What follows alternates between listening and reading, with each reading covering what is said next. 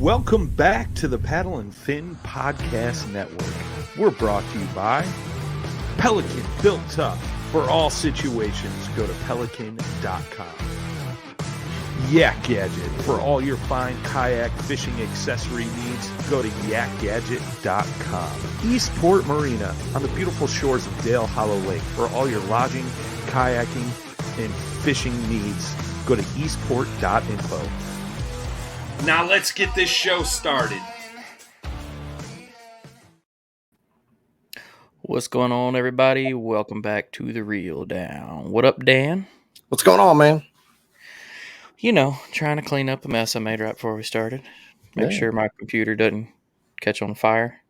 But you, I like the Trash Panda shirt, by the way. That's such a good I heard logo. his name for the first time today. I didn't know what they had named him. They call him Sprocket. Like Space Rocket. I'm assuming that's why. For anybody that's listening, don't know what you're talking about. I live in towards Huntsville. Our baseball team is the Rocket City Trash Pandas. So I am wearing a shirt of a raccoon and a trash can running around. So shout out Josh Eldridge. We miss you, Trash Panda. Yeah. But dude, what you been up to this week? Anything new? Crazy? I got in a bass boat again. That was odd. Oh, and it actually wasn't even conventional bass boat. It was actually a crappie boat, and it was a stick steer boat that you drive from the front. So it was weird.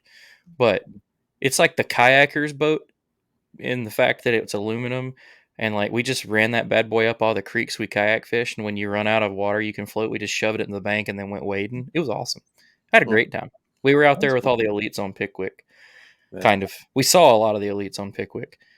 But we averaged up what we caught, and we would have done all right fishing shallow. We would have, that was day 2, we would have probably been like middle to bottom of the pack. So not too bad.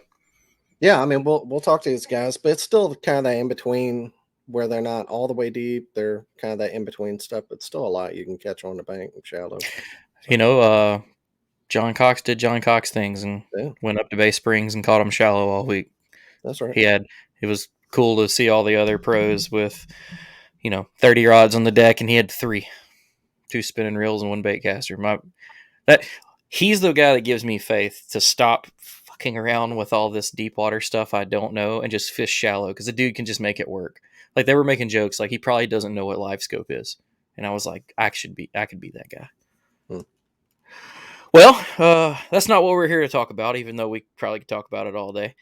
But we've got a couple of great guests in the background with us. We are covering the Hobie BOS on Chickamauga, on top of all the other events that were going on in Chickamauga at the same time.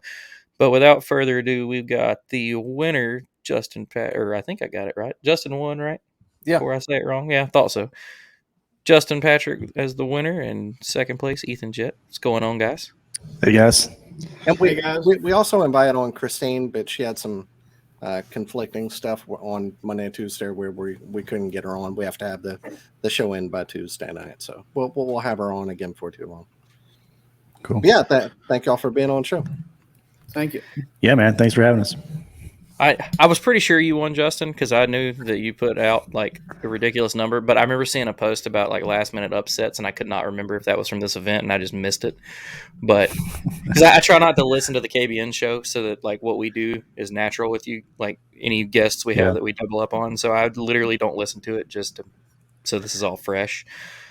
At first, I wasn't sure if you were confused with the name, because a lot of people just call me Patrick. I got the 2 first names, so I mean, I was just like, I didn't want to like open that wound if maybe Ethan had squeaked around you and I just missed it, and I was like, wait a minute, hold on, let me read it real quick. So there was no squeaking around him. Nope. I didn't think so. I remember when I checked the standings, I was like, holy shit. Yeah. Well, yeah. Here, we'll go ahead and go over the numbers on day 1. Justin. We'll let it wire to wire. Justin with 97.5, and Ethan, you were down in 9th with 89.25. Adam Reiser in 3rd with 92.25. Christine 91.75. And then day 2, Justin again, biggest bag of the tournament, 102.75, which is crazy. Second place, Jimmy Davis, 93.75. Matt Ball in 3rd, 92.75. Ethan, you were in 6th. You had 2 great days, and then total. Justin first with 200 and and a quarter. Ethan, Oh my 180, 180 and a half. Christine with 179 and a quarter. Josh Stewart in fourth with 178 and a half. And you And put a Matt whole Ball- fish distance on those Yeah. guys. That's sick. Matt Ball with 176 and a half, and my teammate Jordan with 176.25. So yeah, great numbers. And it looks like a lot of people caught fish too. It wasn't one of those deals where, like half the field caught zero. A lot of people caught them. I mean, well, I say that. I say that, but then I look halfway up at 100 was 113 and 3/4. So it was I guess it was in between based on other tournaments. Some tournaments like really feast or famine. This one was okay. But man, This was a classic TVA tournament. You either live or die on a ledge, or you can go shallow. So, and there were some guys that caught some really good fish up shallow too. I had some buddies all week. I had some buddies that fished there were multiple other events going on during all that, one day events that hammered them in shallow the first day and are kicking themselves for not even, I mean, obviously it's hard to get in because of the sellout and then the waiting list and all that, but they never even tried. And Chickamauga is one of those lakes that you're always like a couple of casts away from being on the fish like Justin was. So, well, Ethan, we'll start with you, man. Never been on. Tell everybody who you are. I'm Ethan Jett. I'm 24. I live in Lewisburg, Tennessee, and this is my first year fishing Hobie. I've fished 2 events so far, and this is my first time ever finishing in the money in the Hobie event. I just started. My whole game plan leading into it was to fish shallow, live or die, shallow bite, and I know most people was going to be fishing deep on the ledges. TVA in June, you got to think ledge fishing. And I knew all the boat traffic. And so I was like, go shallow. And I was really fortunate to have a place that held big fish both days. I caught my first fish on day 1 was a 22 and a half stud of a fish. And see, for me, that's usually when I know it goes downhill from there. Like it's like bam, gone, and then it's just. And where are you at? Are you at a paddle shop? I'm actually at Rogue Fishing. This is my work. Oh, okay, cool. Oh, you work with Mark? Yes, sir. Yeah. Oh, wow, cool. Well, if Mark's still there, hi, Mark. He's already left for the day. Lazy bastard. Well, there's a good plug. Tie your shit up so you won't lose it. Isn't that what Josh Smith used to say? Yeah. Well, I forgot about that too. I don't tie anything down. Oh, dude, I've lost a phone, man. If you're one of those people who haven't lost one yet, get a tether, Rogue, or whoever you want. I mean, I lost one and found it, and still haven't started tethering it because I'm stupid. See, now you said that, Dan, I gotta go get one. That's like the calling sign. Like you better go get one now, or the next term you're gonna lose your phone. It's going to happen a bit. It's just one of those things. Like I was so good about it for years. I went without using one. And everybody, a tether, and I'm like, I don't want this deal on me. But then one time I set it on my board for some reason, like under my seat, and then I pulled out the board, and the phone was on it and went out. And when I lost mine, I had my tether. Like my tether was attached. And I had popped it out because I was literally coming to the bank. And I was standing up in my kayak and I hit a freaking submerged rock and it just ejected me out. And I landed halfway in the water, halfway on the bank with my pocket open on my PFD. And when I got to my truck and I was like, uh-oh. Underwater for an hour and a half before I found it. Still have the same phone. Still works perfectly. Go iPhone. Yeah. I will literally check the depth sometime to say, yeah, I could swim that deep. If I need to. It's cool. I'll just get out. Yeah. Well, Justin, the boat might be down the river, but tell everybody who you are, man. Yeah, man. So Justin Patrick from Memphis, Tennessee area, West Tennessee, and got started in kayak fishing about 7 years ago, grassroots level. Fished my whole life, mostly bank fishing. Honestly, getting into kayak fishing was really my first time getting in a boat and getting off the bank. Just didn't kind of grow up in that fishing family per se. Yeah. So this was this was it's been an adventure, man. I've always loved adventure. Kayak fishing, man, it just takes you all kinds of crazy places and stuff. Like, flooded ramps in the back of Sam Rayburn somewhere, but it's awesome, man. I love the sport. I've just had a ball doing it. Just being in these little tiny boats, something about it just kind of takes me back to my youth. I'm 35, so I'm not, too old yet, but the bones are starting to hurt a little bit here and there. Yeah. But yeah, man, just love it. Love the sport. What clubs do y'all fish with in Tennessee?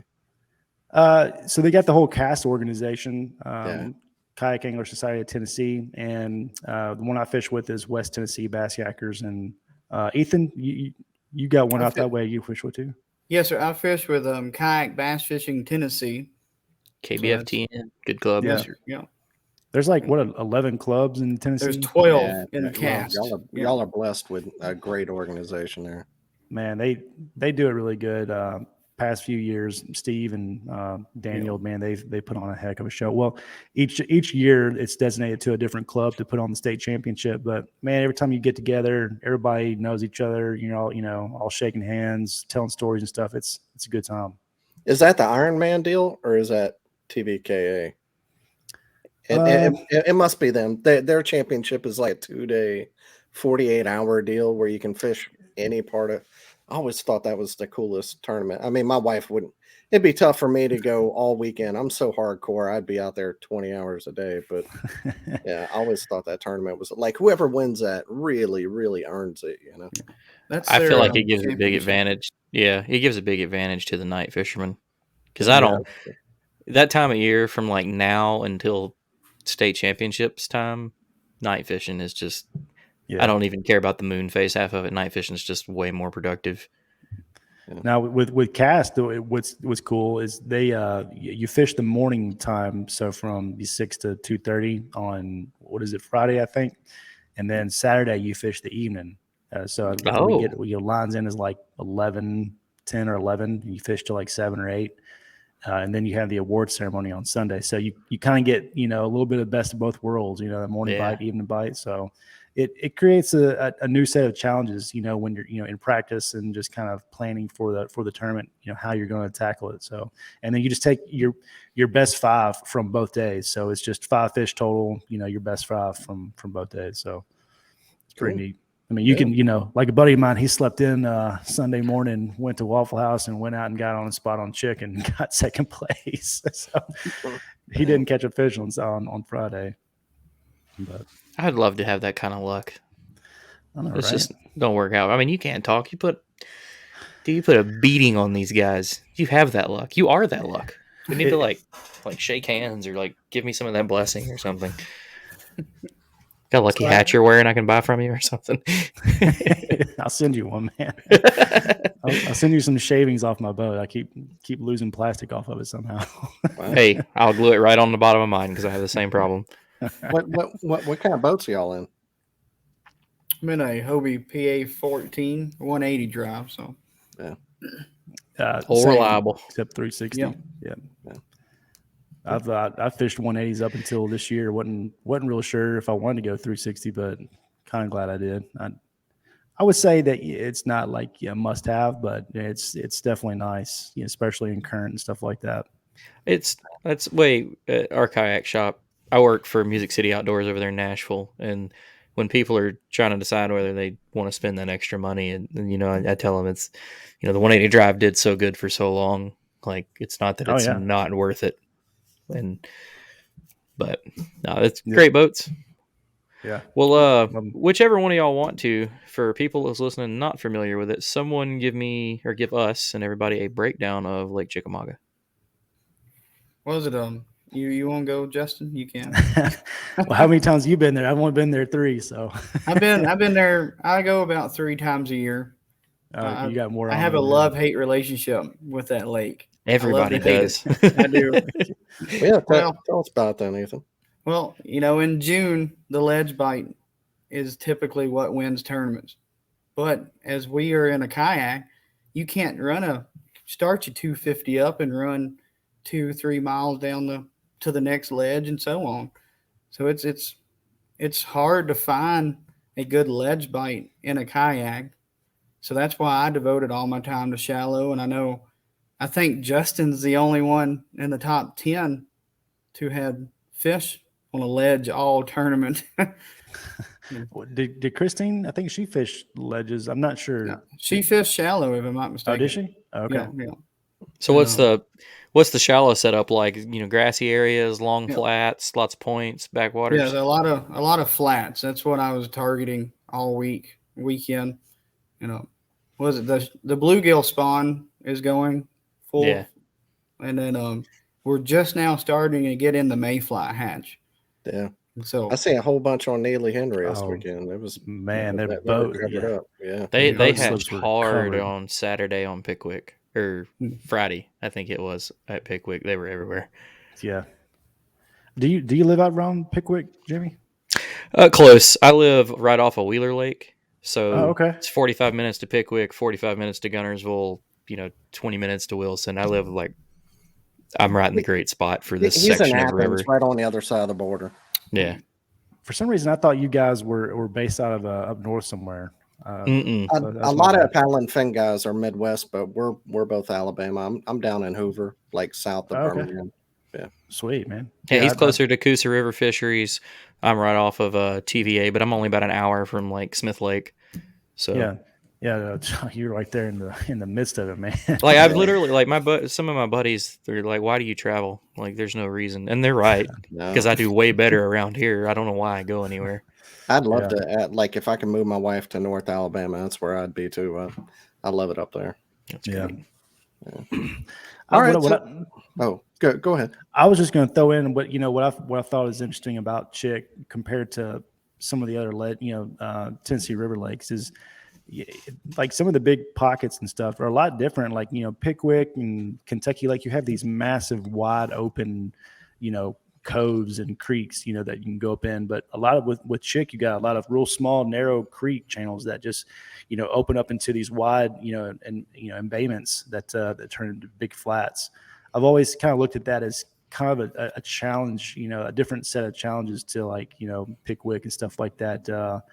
I don't know, Ethan, maybe you might can weigh in on that, but I've kind of all looked at it like, they're just kind of like funnels that just it funnels them out there a little bit faster. it does. You got those big grass flats in the middle of the channels, and it's just it funnels them. Yep. I can agree with you. Yeah. I haven't ever been to Chick, but looking at it on the map, that's exactly that. Like I'd rather fish the flats and like pinch points and stuff like that, and that definitely is something that I don't see as much on Pickwick because most of your, like you're saying, it's either big open bay area or it's like you go from ledge to back of creek very fast. Mhm. And I can honestly say I've never really like caught them like funneling in or out. They're either back there or out in deeper water, and that is tough. It says a lot about Chick that it's so pressured, but you still will catch 200 inches in 2 days. It's crazy. There's always a 200 boat tournament leaving out of somewhere. Yeah. It just shows that the conservation, like the fish and game, take care of their water.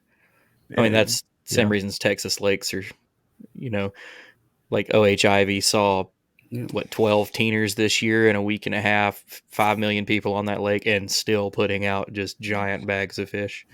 And just, man, I think it's got a lot. It just has such great habitat too. That's it. Especially Chick and Gunnersville, grass, good bait. That grass is key, man. That's if they'd stop spraying Gunnersville, it'd be fantastic. Are they spraying Gunnersville? They hit parts of it again. We went. It was like a month ago. A little hot spot my buddies got. The grass was up, like already up and beautiful compared to anywhere else you went on the lake. We fished it like 2 separate weeks. It was fantastic. Went back there 2 weeks later. He sent me a picture of it. It looked like a dead brown mud hole. Everything had died. And the only thing I've ever seen do that's spraying. So, well, that's what I'd seen some of that in practice on, Wednesday and Thursday at Chick. And it was kind of discouraging me because, of course that happened to Kentucky Lake. They sprayed off all the grass and stuff. And I started seeing all that brown grass in areas that guys have done really well in the past, Cody Milton and some other guys that have sat on these spots, they're just grass humps and stuff. And everything that I was seeing on those spots was dead and brown. I was like, man, this better not be the whole lake. It's Yeah. gonna suck. But So, Ethan, you want to tell us about your practice, man? Was it I got there Wednesday morning and I went to this spot, the big grass flat that I actually fished both days in the tournament. And I got back in there and there was 3 boats fishing the same stretch. I was like, gosh, can't believe this. So I started to do what I do best, skip a bad boy jig up under a dock, and bam, a 19.5. Went to the next dock that was shallower with more grass, caught another one that was equal to that size. I'm getting out of here. And so that was day 1. Went about as good as you think you could. And after that, I struggled I went offshore, couldn't find anything. Went back shallow to different areas, nothing. And I was like, I really didn't want to go back to where I went because I know that area, and it's a very popular spot. It's one of the most pressured spots. And I tried and tried to find something else, and I could never do it. And so I just went with it. Just because you mentioned that you checked offshore, you got a live scope set up? No, sir. No. That's going to be added to the kayak here soon. don't do it. Don't do it. Don't do it. Just because I wanted to bring the topic up, and it was a big topic, on the pro side of things all week because of Pickwick. Do you think that could be a major player of not being able to compete with people that do have it, or do you think it's just an extra tool that you could use to your arsenal? I think it's just an extra tool that you can use to find them. Yeah. And you can't get them to bite. It actually, I know a couple of friends that have it, and it makes them more frustrated when they can see them. I got to use it for the first time this weekend, and I definitely when you look down, you're like, fish. For sure, a bunch of fish. I still can't catch the damn things. But my buddy that it was on his boat was pointing out. He was like, "Well, if anything, you can eliminate water. You could be like, oh, that looks like a good spot. Nope, never mind. Nothing there." That would be the only way I would use it. Is just a tool to be able to cover more water more efficiently. That was us. We couldn't I guess it's just because you're so used to doing things one way. We would turn it, and you'd see the fish, but we'd never look down at it and watch the bait or we didn't do any of that. We would I probably would have had a cool catch that we could have recorded. I was fishing a deep diving crankbait on a bridge and got just smoked, and it ended up being like a 15-pound catfish. And I guarantee you it went right across live scope. We never looked down at it. I'm sure it would have looked like a whale going by that little camera. But Justin, how about you? So practice thought process was pretty similar to Ethan's. I was kind of torn on the ledge deal, same reasons. It's challenging and not always promised that you're going to find multiple schools that are willing, that are fired up, willing to bite and stuff like that in close proximity. And I've had the experiences where you're paddling out to a spot, and then here comes a bass boat that just beats and you. they beat you too. Oh man, yeah, that's the most frustrating for me. It is trying to ledge fish, and that has happened to me quite a few times on Chick. I mean Pickwick too. I fish that a lot, but so just knowing it's 1st of June, I'm just like, man, I want to be out there. That's my jam. I love to do that, but I just it's kind of been a weird spring. We've kind of had some cooler weather that's a little late, prolonged, and I kind of felt like I could maybe get up there and target some bluegill spawning, and there might still be a little bit of a shad spawn and the mayfly hatch, all that kind of stuff. Just kind of keeping some of those. And I know Chick has got a lot of grass in it. So you can always catch them up shallow. Out there on Chick. Same on Pickwick, but started on Wednesday. My thought was like, well, I'm just going to spend 3 days scanning, and if I don't find what I'm looking for, then I'll go fish shallow and just cover a lot of water. And so started out at the Chickamauga Dam, looking at some deeper stuff, just kind of some more kind of off the wall ledges, not really the big honey holes, and just kind of made my way up the river, and then it was Friday, last hour and a half. So, Hobie, they shut off practice at 4 on Friday, and it was like 2:30. I was sitting there looking at this spot. I'm like, man, should I put in or should I just go to the house? Well, and decided to put in, motored out with my motor guide, and got on a spot, and it was still a community hole. And I mean, it's hard to get around those, because they're community holes for a reason. Yeah, ledge fishing specifically, like you look at it from any angle, like that's. I'm trying to think of how they put it when I was watching the elites, but it was like 90% of fish and 10% of the area. So obviously everyone's going to be on those 10% areas. Yeah. I mean, it sets up that way a lot. I mean, a lot of these places, they're not secrets. I mean, you got some anomalies like, I've seen like how the one that Greg Hackney won on Pickwick, he found like an off the wall, school just piled up in a creek ditch, I love that spot too. You're talking about. I love that area.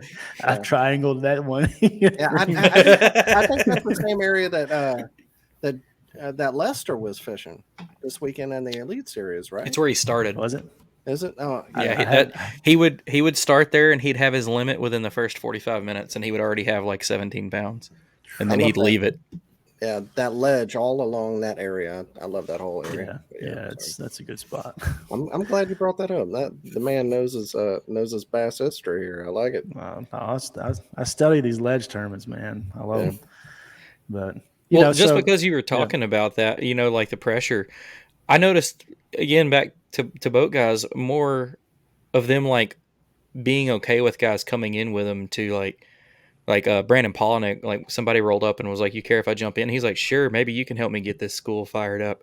Do you think that it could be like that? Or obviously I doubt we'd ever see the boats let us roll up with them, because most of those guys just don't like us for some reason. But like if you rolled up and Ethan was out there, do you think you could use that mentality? Like maybe we both can just get these guys fired up, or do you think your strength is just kind of hitting it by yourself? A guy like Ethan, I would say, yeah, come on in, Yeah, come on, shallow water guy. I won't catch one. No, he's a cool dude, man. But no, I've heard that too. I haven't actually used that tactic with somebody. Like, hey, pedal way over here 2 miles. They might be like, yeah, I'm good on that, bro. I'm gonna save my leg. But no, I definitely know what you're talking about, and I've seen the elites, do that as well.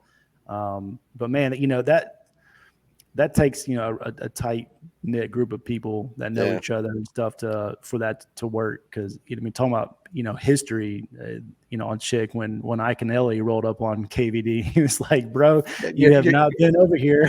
This is a community hole. You're not part of this community. Yeah. You haven't been here, Ike. So, I don't know. I forgot about that.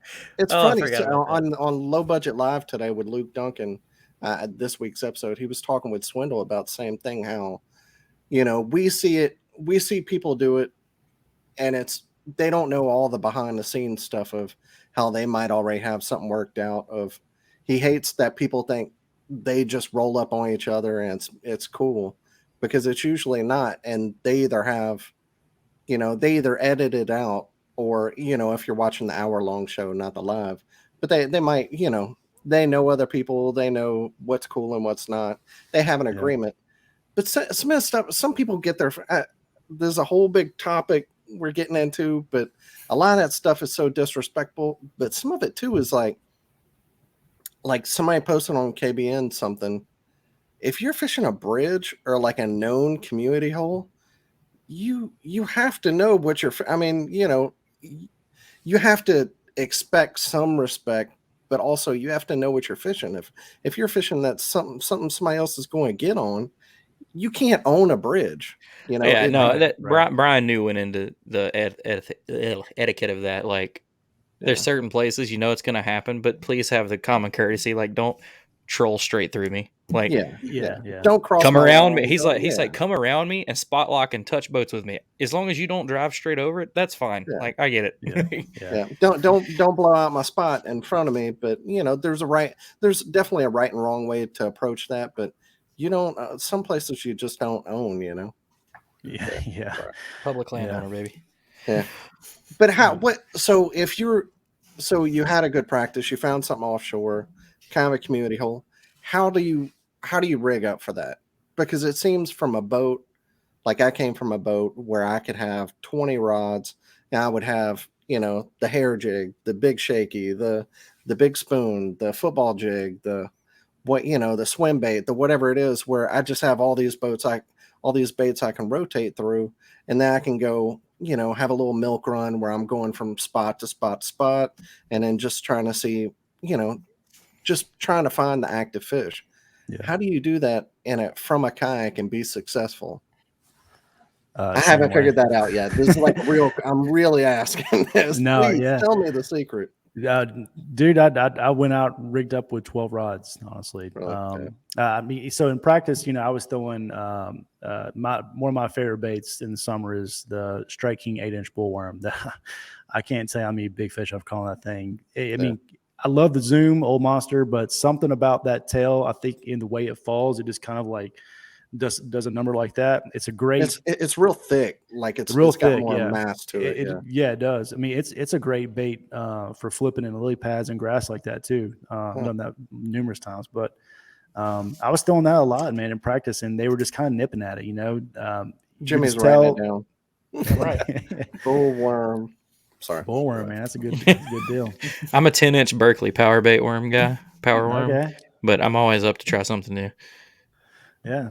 But I just think, it sounds cliche, but you just let the fish tell you what they want. And, it seemed like they weren't really wanting a lot of dragon stuff on the bottom. And really the spot that I was fishing kind of demanded a vertical presentation.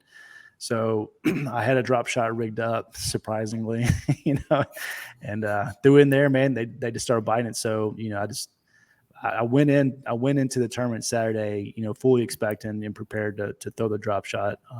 But still took everything with me because, day to day it can change. So yeah. I've been in that situation where I'm like, yeah, I'll leave that rod in the truck or at the hotel. And then I get out there, I'm like, dang it, I need that rod. Where is it? That's how I feel about my frog rod anywhere. I don't care if I'm fishing in the middle of the freaking ocean. If I don't have my frog rod with me, I will find a reason to have it. Like, oh damn, he would have bit that frog. I don't know. That's like like I took it with me this weekend. My buddy was like, "We're going out on the ledges. What are you gonna do with that?" And I was like, "Shit, I don't know. You never know." You never know. It's right. Like if the ledge bite don't work, we're going frog fishing, and we actually did. So, so what did you think it was vertical because how they were setting up? Was it like they were suspended off the bottom a foot or two, or are you just that's just what was working? It was more or less the structure that they were on. Pretty much the only way you could fish it effectively, it was, with a drop shot. I don't want to sound like a douche, man. I don't want the spot. If I gave up the exact thing, it would like, no, you're totally hold it close to you because God knows people will take it from you. Yeah. I mean, and it's not a secret. I mean, it's really not. It's secret to most of us. So no, keep your stuff, man. No problem. But it was just the best bait for that particular spot. That was all it was. So this will be I'll ask both and I'll let Ethan chime in on it first, but with ledge fishing in a lot of places, current is key. As was shown this weekend, Pickwick didn't have current, which made everything tougher. Is it the same thing with Chick? And just because of how you described the flats you were fishing, I know, fishing flats on other lakes, when that current kicks on and off, that does change how that setup is, especially if it's a funneling style area. So what's your thoughts on that, Ethan? Well, when they're pumping a lot, they tend to go up in the secondary creeks a lot on Chick. And was it anything above 20,000 on Chick is good ledge bite. If it gets above 40, they start going up in them creeks into the secondary points and all that. During practice, they were pulling anywhere between 40 to 46,000. And I think that's what killed a lot of people's bites because the day of the tournament, they only pulled 26,000, I think. And so it repositioned a lot of the fish and it screwed up a lot of people's plans. It's kind of crazy how in the numbers, watch out. It's crazy how in the summer that, a lot of people and I used to think this way too, think summer bass, when they go to their summer haunt, that's where they're at, No. But you learned, like you just explained, it's amazing how much that affects their shift in movement. They'll run. I heard some of the announcers from bass talking about how far a school of fish will move based on water from ledge to ledge. Like it is crazy how much that pump station affects everybody's day to day on that's just mind boggling. And they'll go from like bank to the middle stuff to the deep stuff and then back up and down. You think about being on like a vertical bank where they move up and down, depend on something, but it's even the same thing offshore where they'll, just depend on the day and the current, they'll go like, horizontally to different areas, not just up and down, That's one thing back on the live scope talk that they're talking about. Live scope's been a great tool for learning that is that fish aren't moving how originally they thought.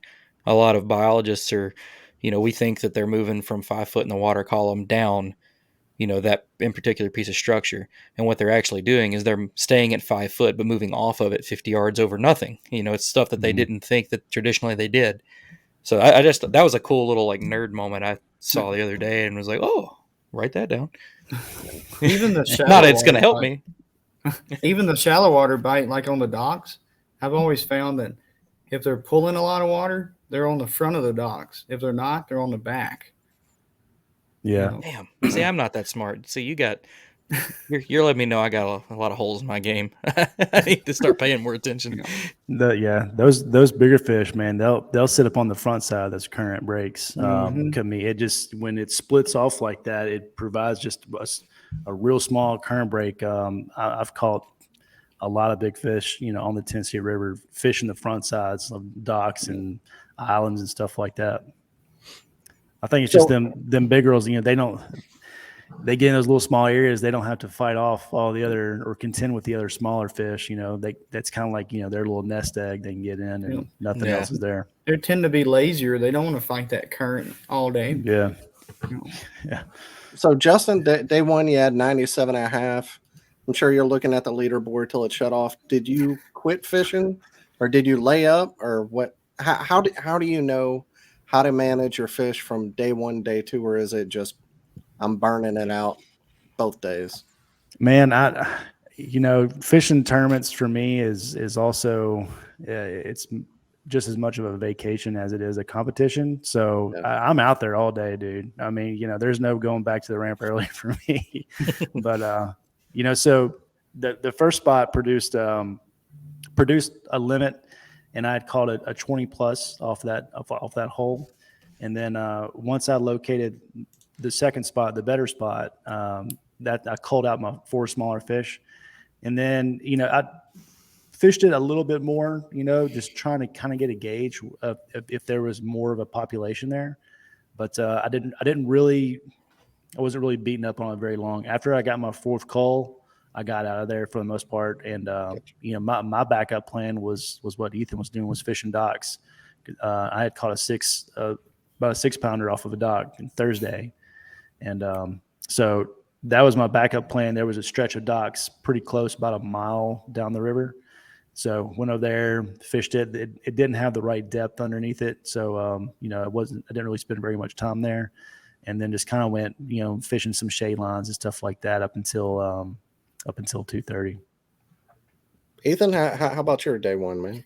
Well, my day one, I had a little bit I was fishing the Tennessee Hammer event, the joint event too. Yeah. And that was a points event for the KBFTM.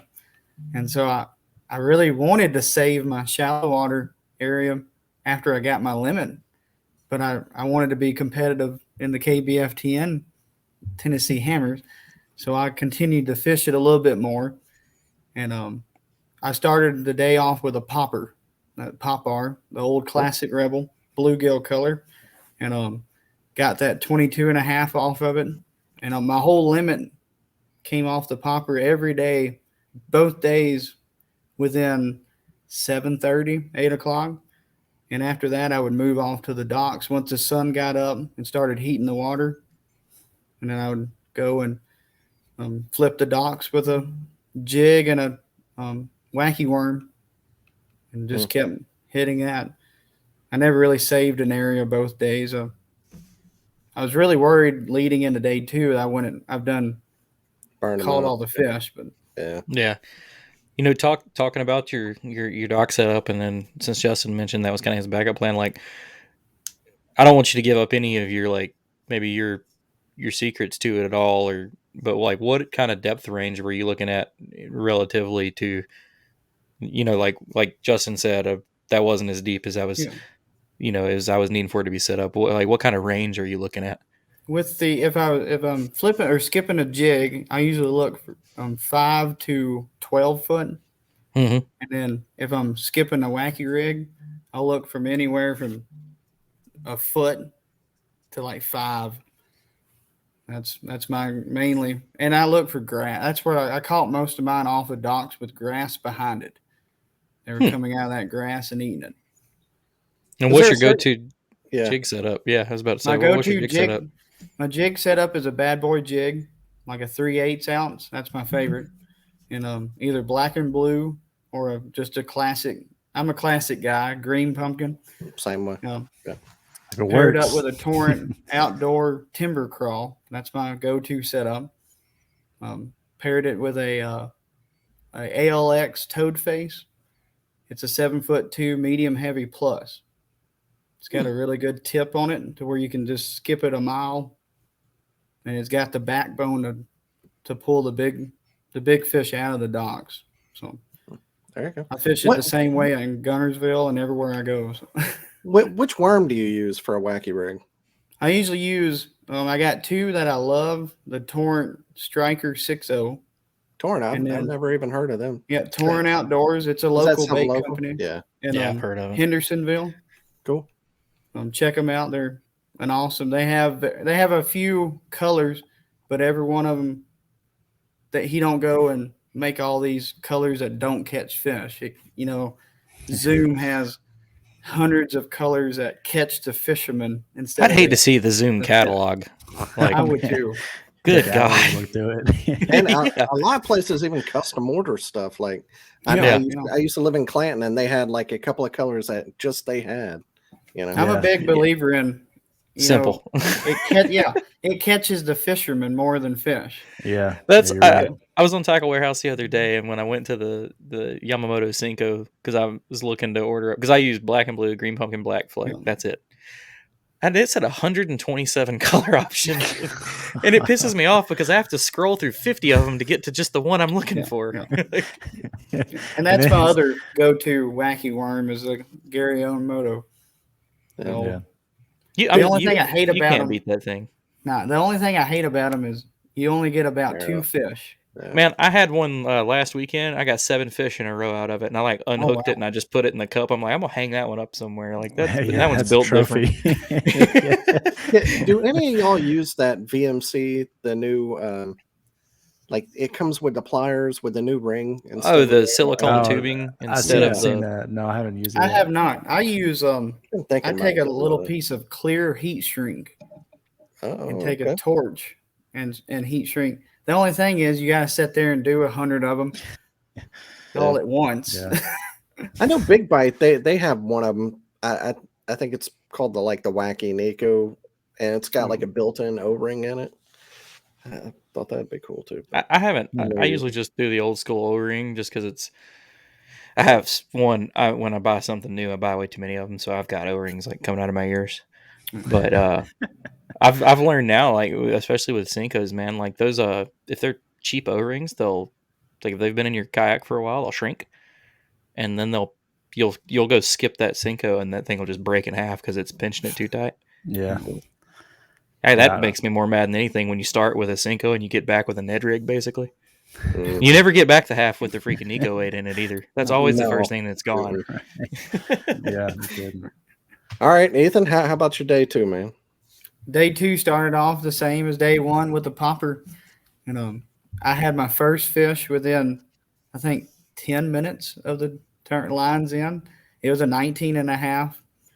And continued on down just a grass flat in 4 foot of water. And I caught all my limit. I caught 2 19s and a half and 18. And I caught like two smaller ones, and I decided to switch to a swim bait, a weightless swim bait, just ticking it over the top of the grass, and I'd actually watch them come out and eat it. It was almost fishing it like a topwater, like a buzz bait. I caught a few like that, and then identical from day 2. I saved a few boat ramps or boat docks that I went and hit on day 2 that I did not do on day 1, and that's where I caught my 2 other keepers that I kept for day 2 total, and I caught them off a jackhammer in a bluegill color. I went over a few bluegill beds that they were spawning on, and I was like, oh, well, I seen it on my side imaging, so I cast it over there and bam, hit one, went to the next bed, hit another, got another one. So I ran that pattern for the rest of the day.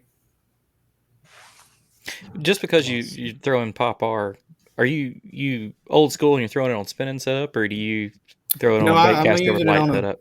I have a bait caster with a it's an LX Rosa rod. It's their top water rod.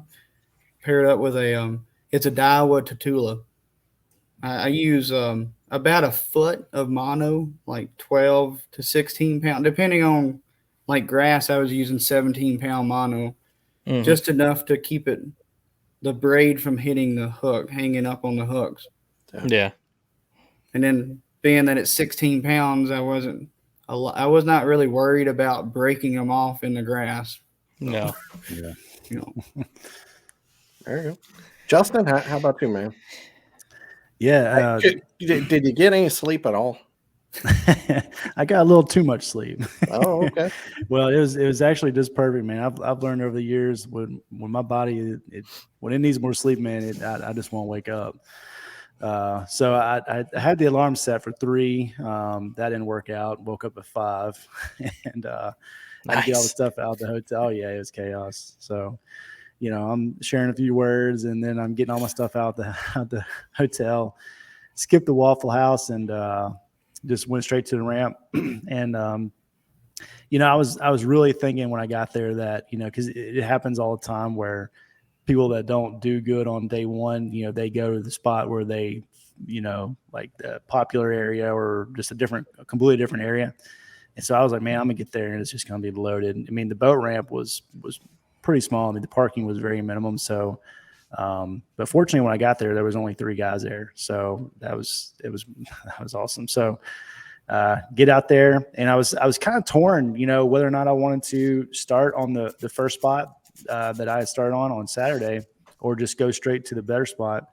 But when I got out there was a bass boat sitting on the first spot. So it just decision made, exactly. And so, I'm pedaling out there, and, was it a big run, like a long run to find out there's a boat on it and then a long run to your second spot? Cause that just sucks if that's what happened.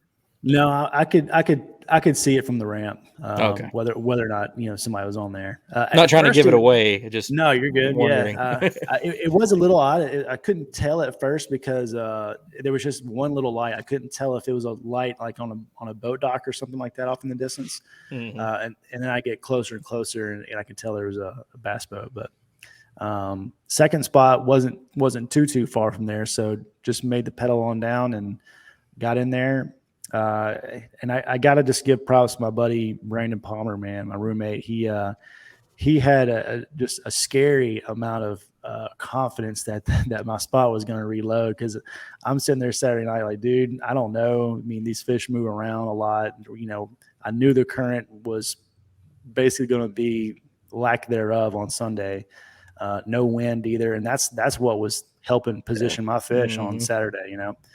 And so he had me convinced. So got in there, and fortunately enough, they were hungry, they were biting. But when they say things are just going to happen when they're meant to happen, it usually lines up. Because if the bass boat wouldn't have been on that spot, I would have stopped there, because you just mentally there's fish there. I can get my limit, and then go to the second spot. But if I would have stopped there first, I probably would have missed the window on that second spot. Because man, we had a little bit of cloud cover there for a little while, didn't we, Ethan? Yeah. I want to say the clouds kind of lingered around a little while, so it kept the area cool and kind of kept the pressure down. And and when I got in there, man, they were fired up. They were ready to eat. So Same deal. Were you like same bait catching them, or you having a cycle through to get them going, or? No, they were threw in there with a drop shot, and really the creek channel, I couldn't really throw it. I mean, unless I lined up to throw just coming down the pipeline of the channel, the creek itself, I could have thrown some crankbaits or something like that. But I mean, I had the confidence in the drop shot. It was working on day one, and I honestly figured that on day one, with as much current as we had, that crankbaits, jigs, your traditional ledge stuff, would have worked a lot better. But I think the way that it was set up, the creek channel emptied out into the river channel, and you just had walls of grass on both sides. I mean, the grass in there was thick, and it was coming up to about maybe 4 feet below the surface, and it was about 15 feet deep, in the channel itself, but just completely bare. And so they were tucked down in there. I think some of them, because I was catching them on both sides of the channel next to the grass, but then some right in the middle. There was a single stump right in the middle of the channel that they were kind of, hunkering around. But I think that they were just sitting there, just kind of nosed out of the grass, just looking for stuff to swim by in that channel, and then also on the river channel, and then just kind of coming out and eating it. Because I would catch one over here, a big one over here, and a big one over there. They were all up in there. So I think that it was unreal. Just so for little drop shot tips this time of year, what kind of like distance are you going, weight to hook? I know it varies so much through the year and water temperature. Like what was working for you summer drop shotting? If I can see them on the graph, then I'll try to just kind of gauge based off of the distance that they're suspended off the bottom. But I usually I don't really get too into that. Honestly, I don't throw a drop shot very much at all. I'm a bait caster type of guy, but this rig is like about an 8-inch separation between the hook and the weight itself. Nice. That drop shot's I've always liked it just because there's like so many ways you can fish it. Like small circle hook and nose hook in the bait. You can use power shot rigs.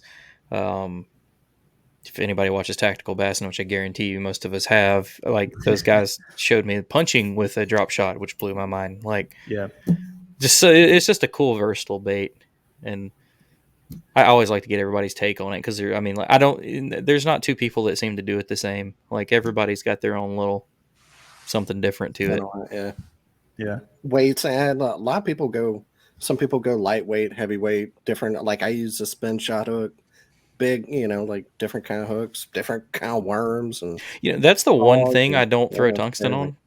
Like, tungsten and braid for contact. I don't know why, but like all of my confidence with a drop shot is me just making sure it just sits still, and I can just slowly come across and feel the tension. I'm not as really worried about like, oh, that's a rock, that's gravel. Like I don't know. I just with a drop shot, that's not what I'm doing it with. So I like. You might see me, instead of going and buying those bigger weights, I'll tie 3 of the same weight drop shot weights on the bottom of that bad boy and fling a freaking Christmas tree of weights out there. It don't bother me at all. Works. I was contemplating that, man, because I was using a 1/4 ounce lead drop shot weight, and they were so violent with it. On Saturday I lost probably. I was getting low on weights and hooks, and I didn't bring my backup hooks with me. So I go to the tackle shop, and all he had was 1/8 ounce and 3/16, and I was like, man, I don't know, you know how it is. You get in there, like everything, like I want it to all be the same, Right. So I was like, dude, if I have to, I'll just tie a couple of tungsten weights on there, I've done it, man. Like I'm trying to think of where it was. Somewhere I was at, the current got moving, and you just couldn't feel the bottom anymore. So, I'll throw 2 or 3 of them, but I'll have 3/4 ounces of weights tied on the bottom of that bad boy just to make it hold to the bottom. Yeah. But I caught fish doing it. Are you like small circle hook, or are you using like a long round bin or offset shank? I was just talking about it on my show. So this is the one that I use. It's Katana. It's made by Katana hooks. It just kind of got like a kind of curvature to it. Mm-hmm. I think Gamakatsu makes one pretty similar to it as well. Yeah. But Sweet. Yeah. Well, that's awesome. Well, He yeah, put down the hammer on everybody. Congrats, man. That's, Thank you. like you said, things line up, and that lake's the lake that it can happen on. Yeah, I was just fishing for second place. I made that comment, and I never mean that disrespectful, but I at the same time, I like to give, like, when you see something like that, you're like, no, dude's got it. It's just, hey man, yeah, sir, that's yours. I would not have put it past Ethan or anybody to roll up on a spot. I mean, my thought was, if I could find a spot like this on Chick, there's got to be a better spot. 10 other people did too. 13s and 14-pounders swimming around in there. That's the thing about Tennessee River. You never feel safe, no matter what you have. It's somebody can always catch. There's something stupid swimming out there. Like even Brandon Lester had a on Pickwick again, just because it was a ledge bite thing too. He was even saying it because those guys don't know because they don't see the leaderboard, but he's been whacking them all week, and he kept making the comment, we're probably not going to win this tournament. We're probably not going to win this tournament. And I was like, dude, if you only knew how much gap you've put on these guys. And like, it's at the end of their day, and he adds a 6-pounder to his freaking, like, his limit. Man, we may not win this tournament, but it's been a good bite. And it's the same thing. You're probably like having the best day and still like doubting it. Like, no, Ethan's sandbagging. I know it. Christine's got 25 inches of fish. She was the only one that was not submitting fish on Sunday. She had a 91-inch bag on Saturday. I was like, here it comes. That's all. Then she showed up to the awards. I was like, okay, here we go. Yeah. But it worked out. We appreciate y'all, man. It's been an hour. We don't want to keep y'all on too long. But before we let you go, we want to give you a chance to shout out anybody makes fishing easier for you. Ethan, we'll start with you. Start with Rogue. Rogue. Yeah. Was it Rogue Fishing? Probably one of my biggest sponsors since I work here too. So they fund all my expeditions, and but also I'm on Team Bad Boy Jigs. They've been really good to me. Mark over there, and he lives in Kentucky. So and then Torrent Outdoors, John Nelson is the owner of it. He been really good to me.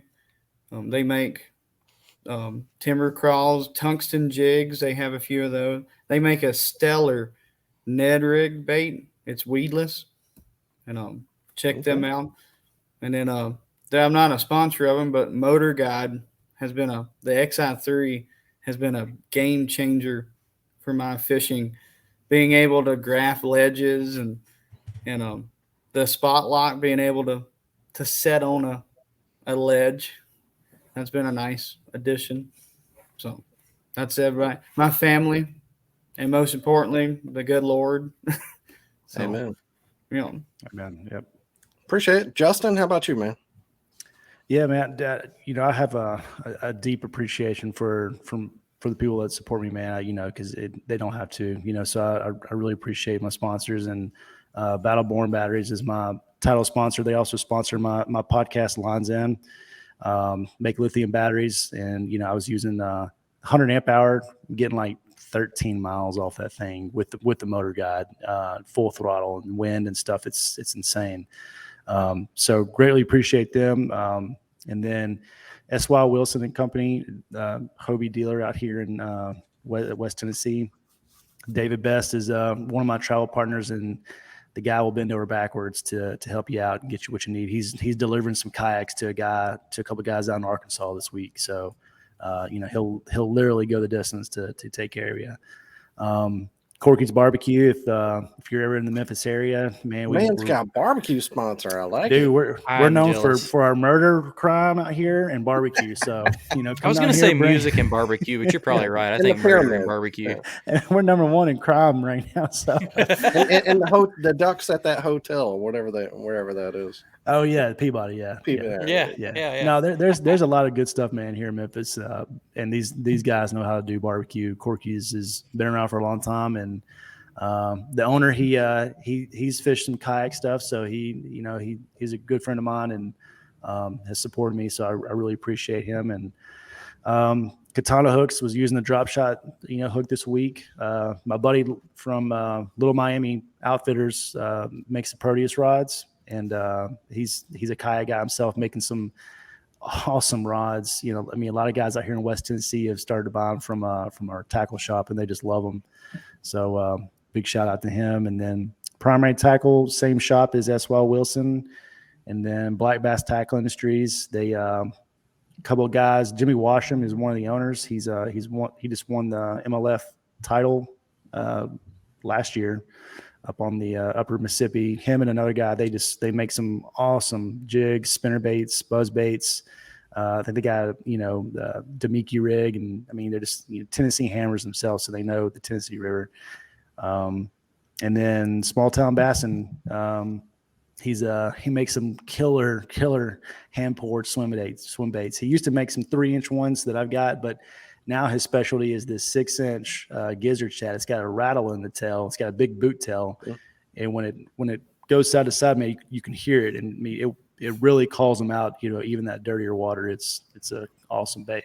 So cool. Where can people listen to your podcast?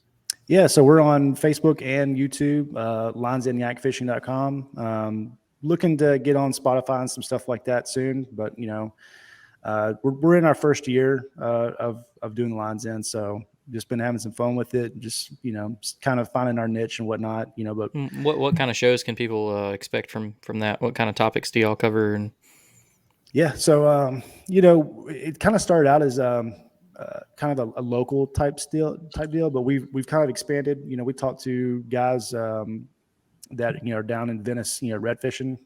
We talked to TWRA guys about the Bill Dance signature lakes and stuff like that.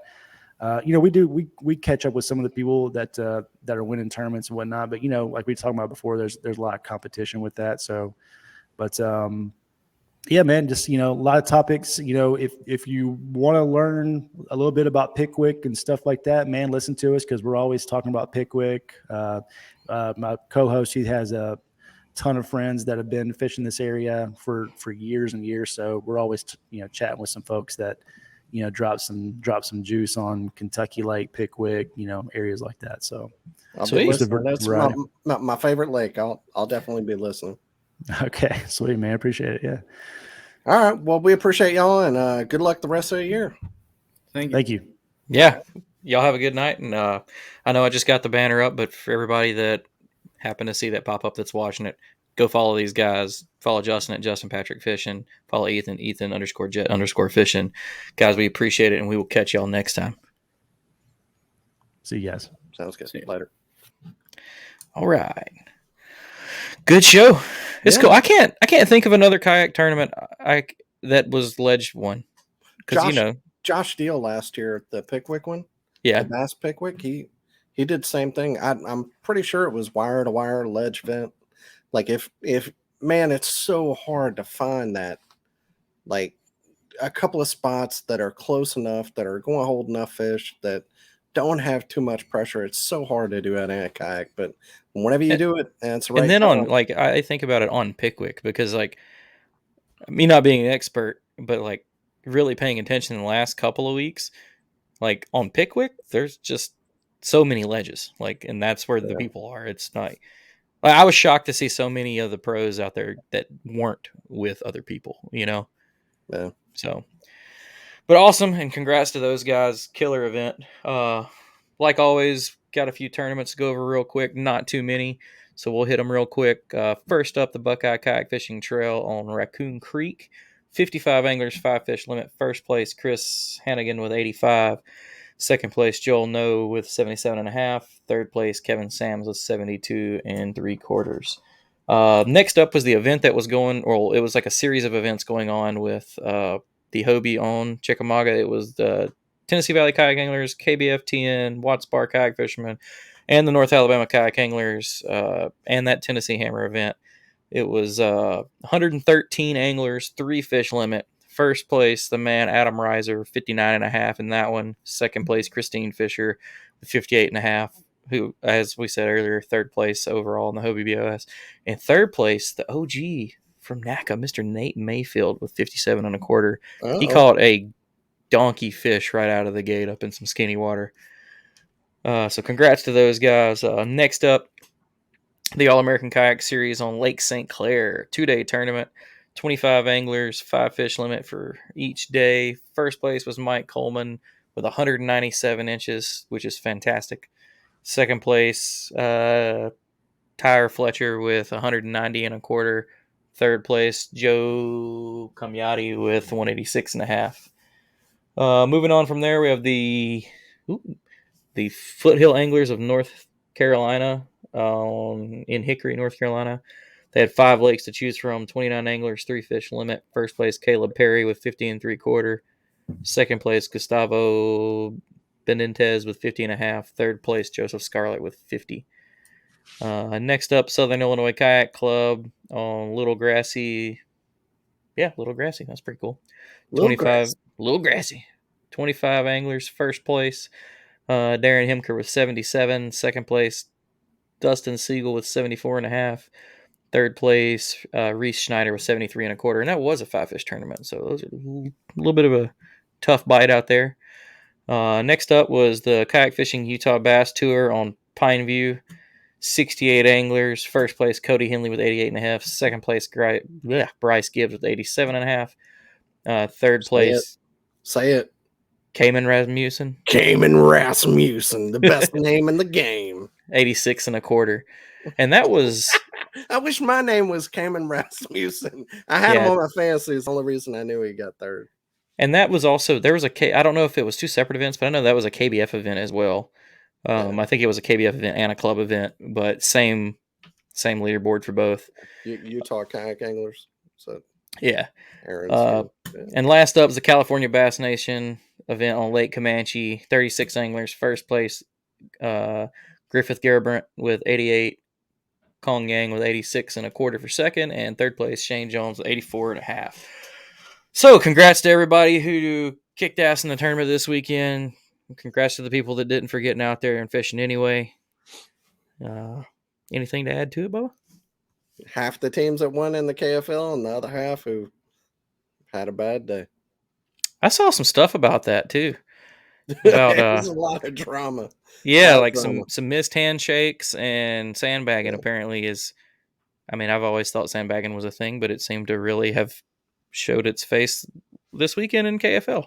Yeah, there was I know at least a couple tournaments, and we had like our guy Coley. I think the donkeys. I'm sorry, Sunshine State Swamp Donkeys. I always think donkey slapper. That's what my buddy calls a big bass. But yeah, they like Coley up. He put in like 170 inches worth of fish all at 4 o'clock. Like it was going from like, the tournament was going from 12 to 7, and they're like, we were right about to get off live, and they were like, holy crap, he just uploaded like 180 inches. It was like, he didn't have service. It's not like he sandbagged till the end of the day. I mean, there's and that's part of it. Like people have to think about that with kayak fishing. A lot of us go in places that don't have signal. Yeah. Well, that one wasn't on purpose, but I think there was a couple of other ones where it was on purpose. Yeah, it was on purpose, I think. But. Well, it sucks, but everybody can get over it. It's gonna happen. You're not following, it's never going to stop. Follow all the teams and follow. I'm not trying to pump up KFL, but like there's some really fun stuff. Trash talk. I know Jigs and Biggs on their podcast. Listen to this. They're doing podcasts for the KFL once a week, and that's also where they named the weekly MVP for the North and South, and each one gets $500. Mm-hmm. But they're having teams call in to talk trash, to leave a recorded message about the team that they're fishing against. So yeah, that's hilarious. Yeah, so I think that's going to be really fun to listen to. But a lot of teams love to trash talk. It's one of the funnest parts. That's awesome. Yeah. Well, all right, guys. We thank everybody as always for being with us. We'll catch y'all next week. Have another great show, and we'll see you then. Peace. Later. Thanks for tuning in to another killer episode here on Paddle and Fin. Be sure to drop a 5-star rating, a thumbs up, or smash that subscribe button on any platform you're listening in on. Be sure to check us out on Waypoint TV, waypointtv.com. Make sure you sign up for the Fantasy Kayak Fishing League at paddleandfin.com/fantasy. You can support this show through Patreon, patreon.com/paddleandfin. Don't forget to check out the website, paddleandfin.com. Catch us on YouTube. If you got a question, comment, or want to see a future guest on the show, be sure to email us at paddleandfin@gmail.com. Shout out to our show supporters, Yak Gadget. You can check out all the fine kayak accessories at yakgadget.com. Pelican Professional. For all your cases, coolers, and lighting needs, go to pelican.com. Rocktown Adventures, your Midwest premier paddle sports destination. Go to rocktownadventures.com. Eastport Marina, the beautiful destination on Dale Hollow Lake. If you're looking for lodging, kayaks, kayak accessories, or anything fishing related on the beautiful Dale Hollow Lake, go to eastport.info. And Jig Masters Jigs. When in doubt, get the jig out. Go to jigmasters.com and fill your tackle boxes today.